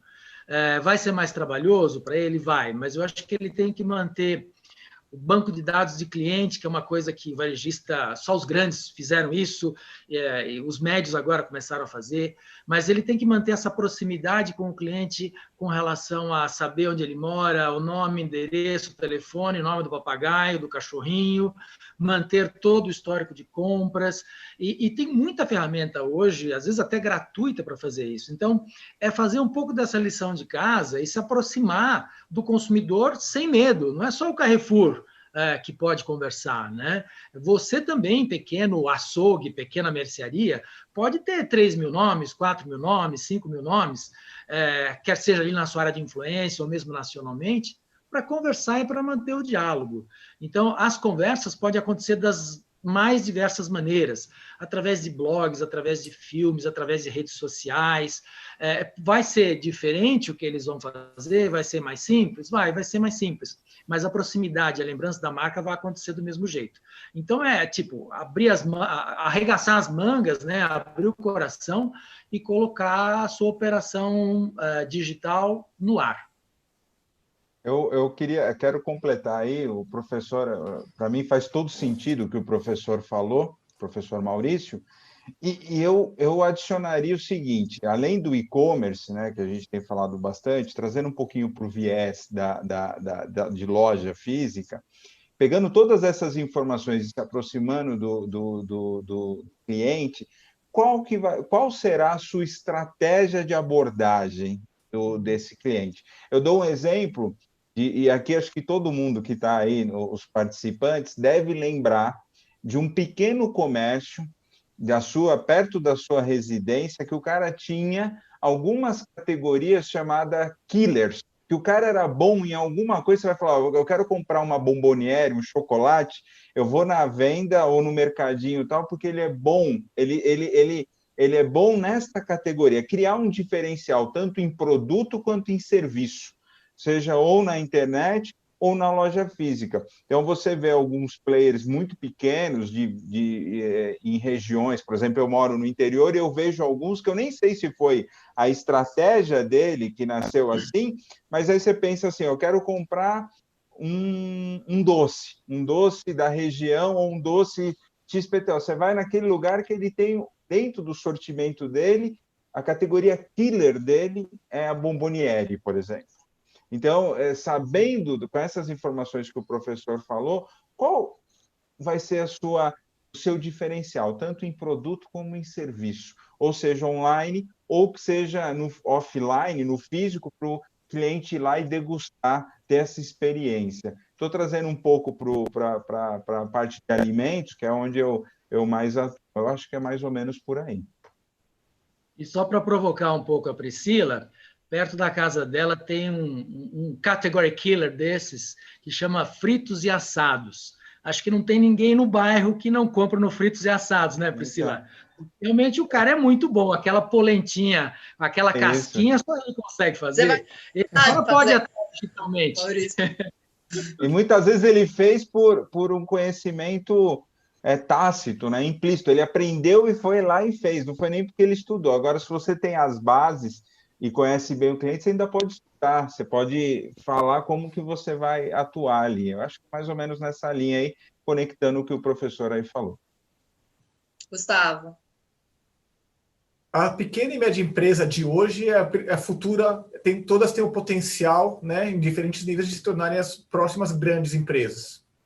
E aí, para isso acontecer, é importante a empresa se focar naquilo que ela faz de melhor, seja no produto que ela produz, no serviço que ela presta, na experiência do cliente, ter um approach estratégico, decidindo o que ela quer ser melhor, qual é a vantagem dela por ser pequena e média, o que ela pode fazer melhor do que um grande, focar nisso e terceirizar o resto. Tem tantos serviços na nuvem hoje, na parte de serviços de informação, armazenagem, né, hosting de website, gestão de estoque, o próprio transporte. Né, a empresa que, se eu quero vender o melhor frango assado do bairro e entregar por internet, eu preciso ter minha própria frota de entrega ou eu posso focar em ter o melhor frango assado e me associar com uma boa companhia que faz entregas locais. Então, é o foco naquilo que é competência-chave, experiência de cliente, terceirizar o resto. E aproveitando que a gente está falando de pequenas empresas, a gente está nas últimas 2 semanas do programa FedEx para pequenas empresas. É um programa, um concurso, onde a gente está escolhendo as melhores ideias de negócios entre pequenos e médios empresários, com potencial de internacionalização e dando prêmios de até R$100 mil e mentoria especializada. Então, para entrar no programa é fedex.com/br/programa FedEx. Acho que é importante lembrar também. Obrigada, Gustavo. E eu acho que, assim, a gente é importante nesse momento, principalmente, né, o Maurício comentou aqui do restaurante que todo mundo conhece, mas também várias pequenos varejos aqui da região passaram a ter que fazer entrega, né? Então, se a gente pensar nisso, e vários, né, restaurantes, padarias, varejos mesmo começaram a fazer essa entrega sem ter experiência. Então, do ponto de vista de logística, né, do ponto de vista de entrega, a gente tem alguns cuidados. Primeiro, a gente tem que tomar um cuidado com a embalagem que a gente vai fazer a entrega. A gente tem que tomar cuidado com cumprir o prazo de entrega. Então, nesse sentido, ou pensar se eu vou trabalhar com operador logístico, se eu mesmo vou fazer entrega, né? Então, se a gente pensar aqui nesses 3 pontos, a questão da embalagem, a questão do prazo e a própria questão da faço eu mesmo ou terceirizo, queria colocar para vocês o que vocês acham, assim, como que a gente está do ponto de vista em termos de embalagem, essas embalagens que a gente tem hoje, né? O Gustavo falou de sustentabilidade, hoje o nosso cliente cada vez mais pede isso, e quando eu faço essa entrega eu tenho mais embalagem, né? Eu tenho que embalar mais o produto, então, que perspectivas que a gente tem para essa embalagem, para fazer essa entrega de última milha, né? Cuidados que a gente precisa ter para o produto não danificar, não chegar a comida toda molhada. Então, pergunta aí para vocês em termos de embalagem, Gustavo, que recomendação que você faz? Tenani, em termos de prazo, o que é melhor a gente fazer? Que recomendação que a gente dá, uma vez que você está na loja física e, de repente, passa a ter que entregar, que cuidados que eu preciso tomar em termos de prazo? Começo eu? Pode ser. Pode ser? Obrigado, Gustavo. Em termos de prazo, Priscila, você falou muito bem aí, né? A ciência do prazo você não pode frustrar a expectativa do cliente, então você não pode dar um prazo que você não vai entregar, obviamente, mas também você não pode dar um prazo muito longo que faz você perder a venda, principalmente em alimentos. Então, quando você fala, no nosso caso aqui, o que a gente percebe, às vezes o cliente aguenta um desaforo de esperar 3, 4 dias para receber uma geladeira, que é a segunda geladeira dele, ele já tem uma, só vai trocar. Agora, o cara não aguenta, o cara, quando eu falo no bom sentido, o cliente, ele não aguenta esse desaforo quando fala que eu vou entregar em 3, 4 dias o alimento dele. Então, vai um ponto aí.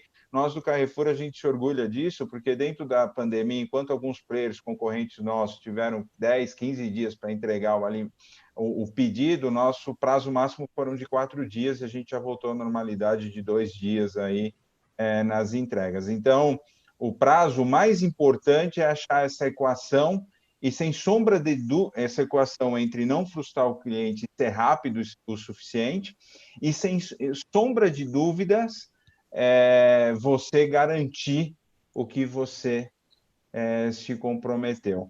Quanto à embalagem, eu sei que o Gustavo vai falar um pouquinho, mas as embalagens para nós ainda são um desafio, mais pelo fato da gente ter que reembalar o produto. A gente vende carne pela internet, então você imagina que tem que ter toda uma embalagem que garanta a integridade do produto, mas ainda a cadeia toda não está preparada para esse consumo unitário. Então, você não tem packs, muitos packs pequenos, que você consiga fazer o picking unitário de algumas de alguns produtos na sua loja, você consegue, mas você tem que abrir a caixa. A indústria ainda não está preparada, pelo menos não 100%, a gente já tem casos assim, com packs mais fáceis de você fazer o picking unitário, por exemplo, desses produtos. Então, eu acho que a gente tem que avançar um pouquinho na parte da embalagem, não só na última milha, né?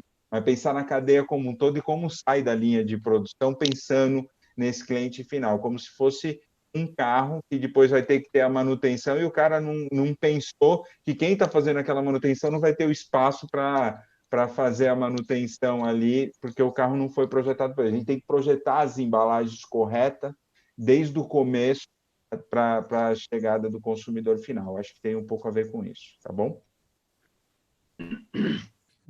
2 pontos sobre embalagem. Primeiro é a questão da... O principal objetivo da embalagem é garantir a integridade do produto durante o transporte.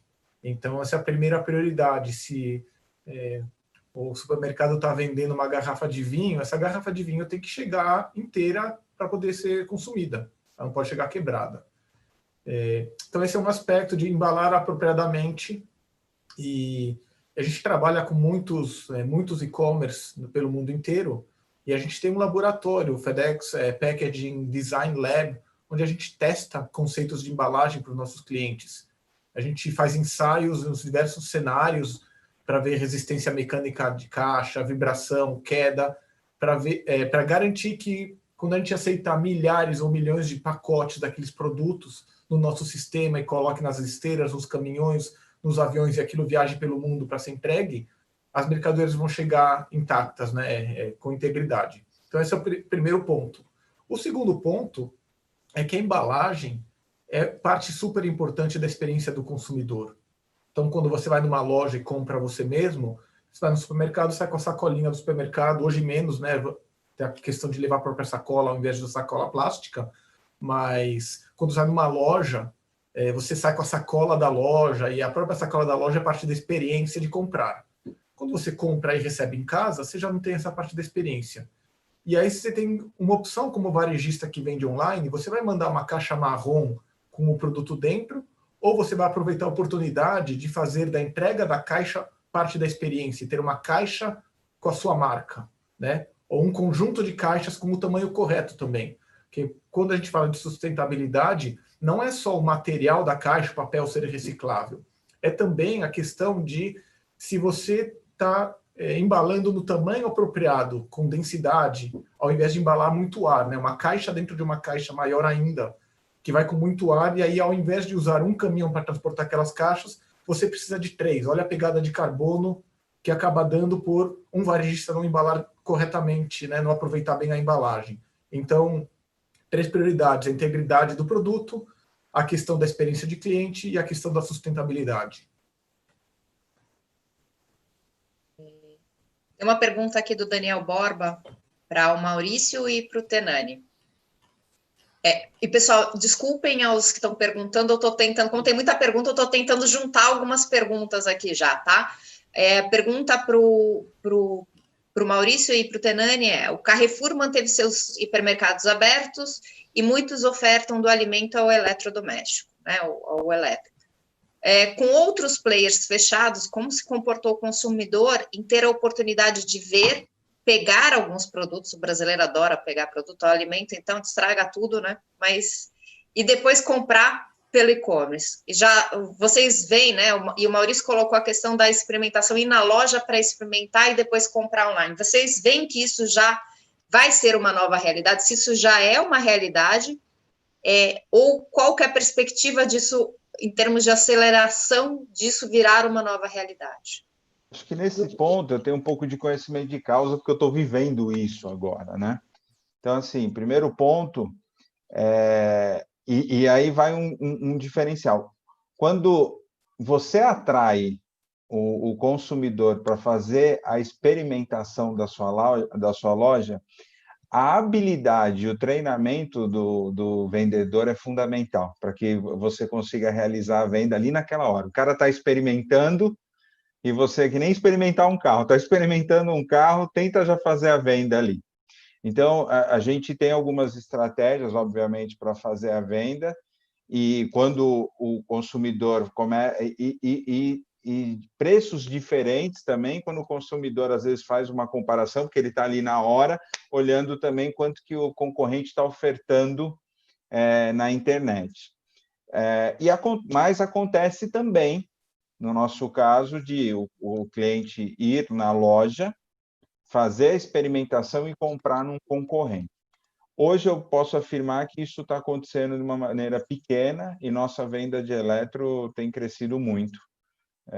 Não só de eletro, a venda nossa tem crescido muito. Então, alguma informação que eu posso passar, porque o presidente da empresa fala isso, por exemplo, para quem tem a dúvida, eu sei que fugiu um pouco da pergunta, o nosso e-commerce ele cresceu 3 vezes o que era a demanda anterior do Covid. Então, ele dobrou, ele triplicou a venda, e essa experimentação acontece, a gente vê na prática, o desafio nosso é não deixar o cliente sair sem comprar quando ele vai experimentar. Por isso que a gente quer ter um ambiente bom para ele fazer essa experimentação. E que ele compre no máximo no nosso site, tá? Depois, se ele não comprar na loja, essa é a ideia. Mas acho que, talvez só complementando um pouco o que o Marco falou, a gente deveria talvez olhar para as categorias de produtos, porque algumas sempre se prestaram mais para a venda online, no caso de eletro, né? Funciona super bem, a comparabilidade é fácil, eu consigo fazer pesquisa de preço com facilidade também. Alimentos, tinha a questão da logística, que atrasou um pouco o consumidor na entrada nesse tipo de compra. Agora o Covid, com certeza, dá um impulso na venda de alimentos pela internet, mas tem uma série de outros produtos que eu acho que ainda vão perder. Quer dizer, a loja física tem um papel muito mais importante. Vamos pensar, por exemplo, na categoria dos produtos de luxo, né? Toda a visita, a experiência da compra do luxo tem muito a ver com a loja, né? Eu tenho que entrar naquele clima, ser atendido, que me sirvam champanhe. Isso não vai acontecer no online. Então, eu não vejo muita graça de comprar uma bolsa de 15 mil, 20 mil reais pelo online. Eu quero estar lá, né? Eu não vou comprar essa bolsa, não estou dando um exemplo. Acho que a experiência da loja faz muito sentido nesse tipo de categoria. Então, toda a parte de moda, de luxo, os produtos mais experienciais, que tem mais o que a gente chama de aspectos hedônicos, ligados ao prazer, nesse sim a loja vai ter um papel bastante importante, mesmo depois do Covid. Não tenho dúvidas. As categorias que vão crescer muito são aquelas onde a compra offline tem muita fricção, tem dificuldades, e ao passar por online você remove fricção, né? Então, e nessas coisas, esses artigos de luxo, por exemplo, tem parte da experiência de comprar, ter a experiência de comprar, né? De ir na loja, do champanhe, do cheiro da loja e tal, né? A gente já passou do horário, então eu vou, até para não estender muito, eu sei que tem um monte de pergunta, eu queria fazer uma última pergunta, tentando aqui buscar várias perguntas que foram feitas, né? Então,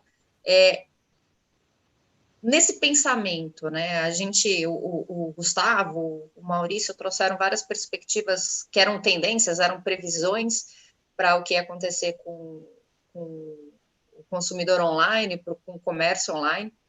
E o Tenani já falou que nada do que a gente previu a gente sabe mais como prever, né? Nada do que a gente sabia a gente vai saber e nunca mais a gente vai saber. E aí, na verdade, se a gente começar a falar, o mundo está cada vez mais incerto. Isso é só um exemplo que vai acelerar todo esse momento da gente saber que nada mais é certo. Então, a pergunta que fica, né, tanto para a indústria, para o varejista, para o operador logístico, como as empresas precisam se adaptar para essa nova dinâmica de consumo e de entrega. Eu queria começar com o Maurício, eu vou começar pela ordem que a gente falou.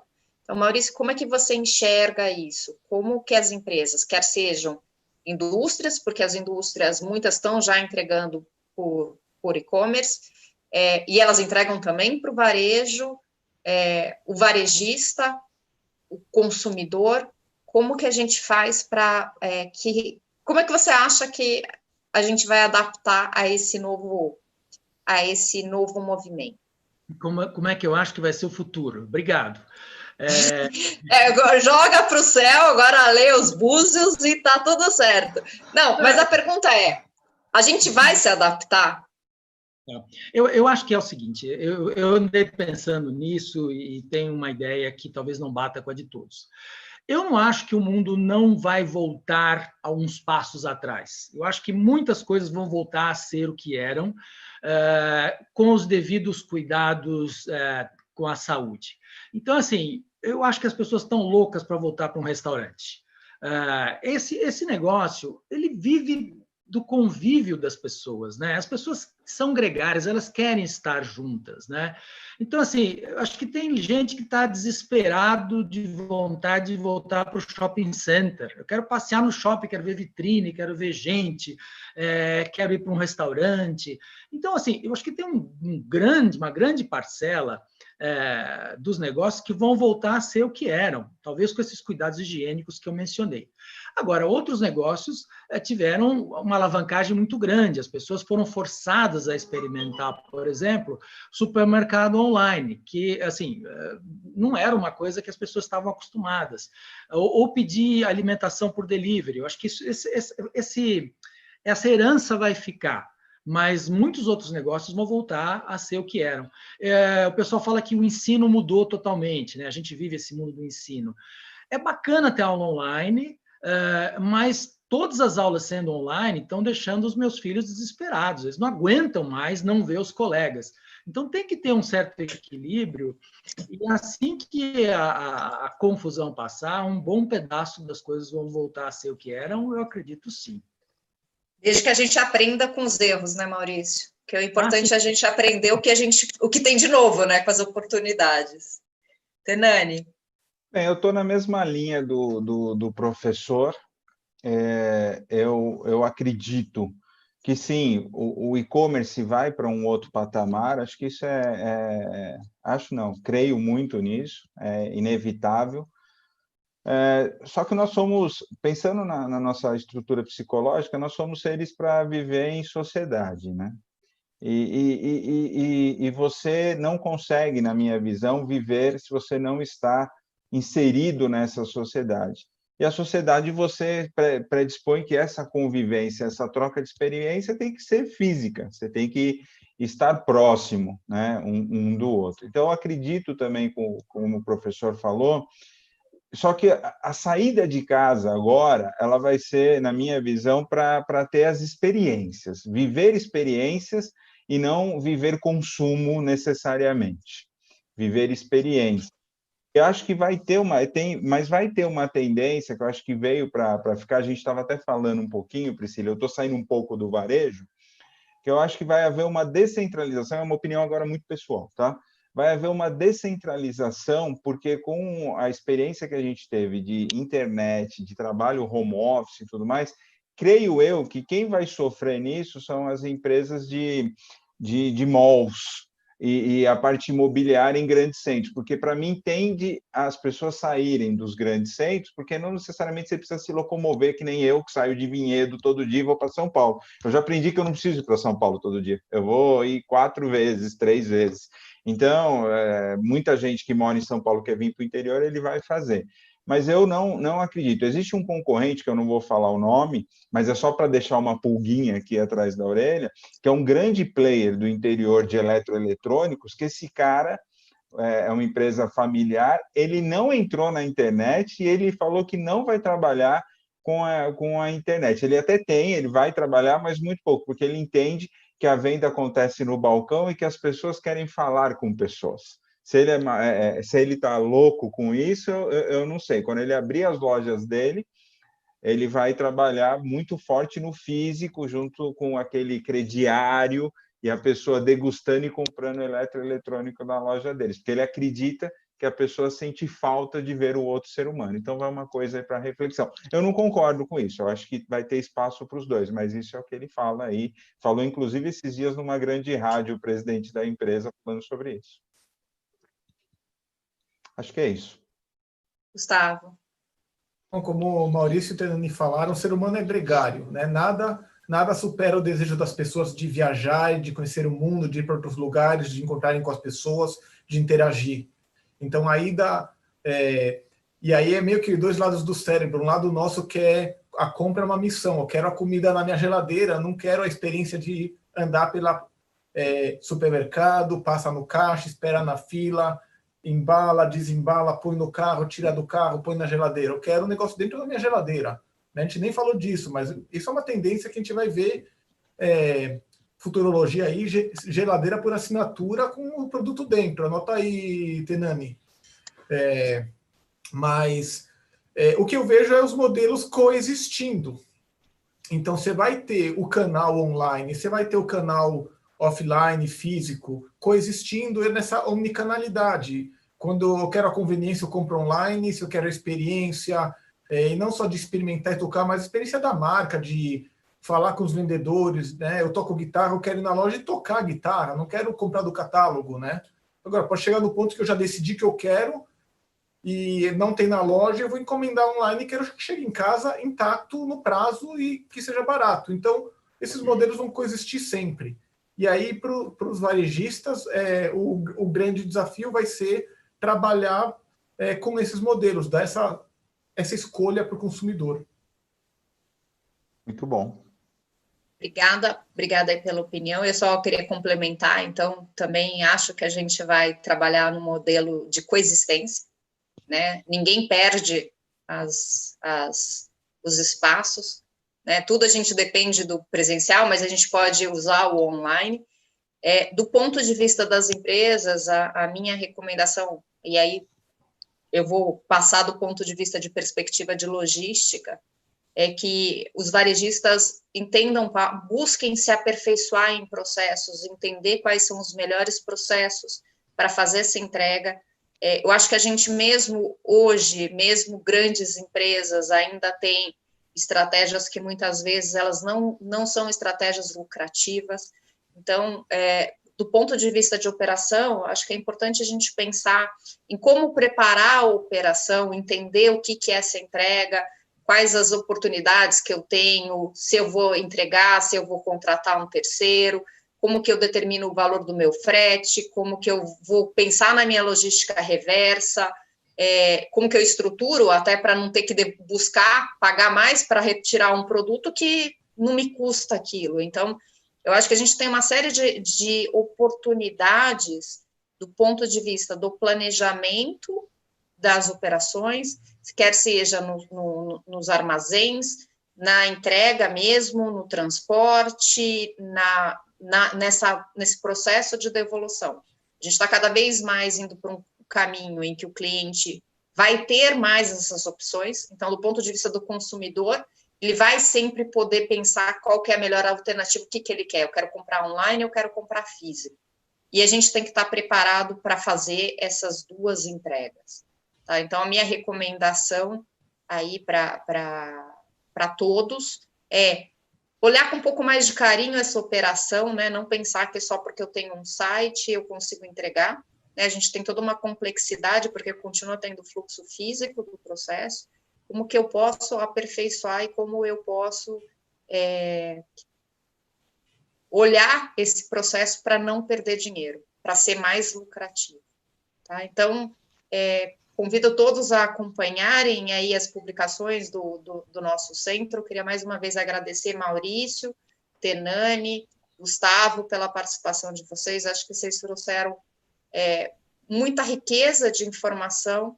Aos participantes, que a gente queria agradecer a presença, muitas perguntas, peço desculpas aquelas que a gente não conseguiu responder, mas o tempo é curto. E aí a gente fica à disposição de vocês para qualquer contato, se precisar de mais informação. Eu queria agradecer em nome do FGV CELOG, em nome da FGV, a todos os palestrantes, a todos os participantes, e convido a todos a saberem mais sobre os nossos estudos, os nossos eventos, quer seja do varejo, quer seja da logística, e conhecer um pouquinho mais o nosso portfólio. Eu agradeço a todos e desejo a todos uma boa tarde. E que todos, em breve, a gente possa se encontrar presencialmente, fazer um outro evento desse, só que presencial. Tá bom? Obrigado. Obrigada. Muito bom, obrigado. Obrigado a todos. Tchau, tchau. Valeu, pessoal.